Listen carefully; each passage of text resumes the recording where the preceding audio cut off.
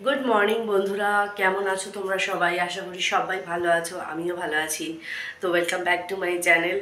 এখন বাজে ঘড়িতে পাক্কা 6:05। উঠেছি 5:30টায়। এখন টিফিন বসিয়েছি ওদের। এরপরে চিনুকে ডাকবো সব গুছিয়ে টুছিয়ে নিয়ে। বাইরের ওয়েদারটা মানে কি বলবো, ঠিকই আছে আপাতত। মানে আকাশের মধ্যে মেঘ, মানে বোঝা যাচ্ছে না, বেশ মিক্স ম্যাচ ওয়েদার হয়ে রয়েছে।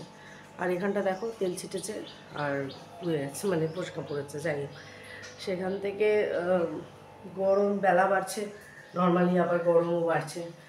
তো জাস্ট এখন এই যে পাস্তা সেদ্ধ করতে দিলাম। একবারে দুজনই নিজেরা বললো, একবারে করেছি। আর এদিকে পাস্তাটা আস্তে আস্তে হোক, এটা ঝাড়তে দিয়ে আমি একবার বাথরুম থেকে ঢু মেরে আসবো। হ্যাঁ, সকালের কাজ আর কি, বাজে কথা। যে সেটা বড় কথা হচ্ছে যে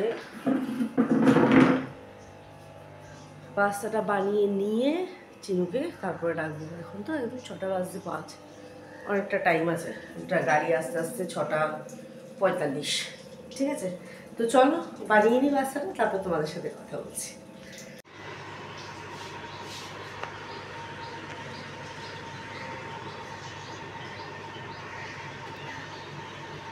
কোন স্কুল থেকে নাটক শিখেছো বাবা? অ্যাক্টিং স্কুলটা কোথাকার আমার?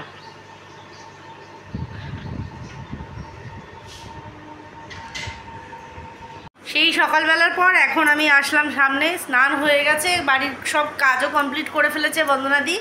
তাহলে আমি পুজোটা দিয়ে আসলাম। আমি কখন গল্প করতে করতে আবার ঢু মেরে দিয়েছিলাম একটুখানি বিছানায় বালিশ দিয়ে। না, তুমি যখন ঘরে এসেছো তখন 12টা 5। আমি তোমার সাথে বকবক করেছি মিনিমাম 15 মিনিট, 12টা 20। আমি যখন ঘর থেকে ঘুম থেকে বেরিয়ে গেলাম একদম কাটায় কাটায় তোমার 1টা, যখন আমি লাফ দিয়ে উঠে গেলাম। তাহলে কতক্ষণ হলো? জোর আধা ঘন্টা 45 মিনিট একসাথেই আছে ওটা। তো ঢু মেরে দিয়েছিলাম, তা উঠে লাফ দিয়ে উঠেছি, কারণ পুজোটা দেবো বলেছিলাম। দেখলাম বন্দনাদি লোটে মাছটা করাচ্ছিল, করে ফেলেছে। কালকে ডিমটা পুরো রাখা ছিল তো। আর এদিকে হচ্ছে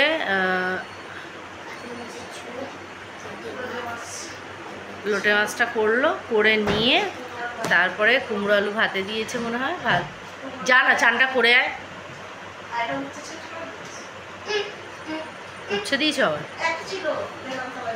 তো এই হলো ব্যাপার। আমিও পুজোটা দিয়ে আসলাম, দিয়ে এসে এই যে বসেছি। চিনু এখন এখানে দাঁড়িয়ে আছে। এখন ক্যামেরাটা ওর দিকে ঘোরাতে পারছি না, কারণ ল্যাংটো পদু, প্যান্টও পরেনি। ঠিক আছে, তো ক্যামেরাটা ঘোরাচ্ছি না। অথচ ও কখন এসেছে, এখনো স্নান করতে যাচ্ছে না।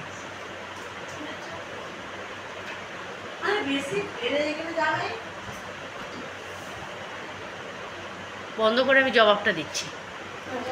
ঠিক আছে, তো চলো আবার খাওয়ার টেবিলে যাই, গিয়ে তারপর তোমাদের সাথে কথা বলছি। তো দেখো ঠাকুরকে পুজো দেওয়া হয়ে গেছে।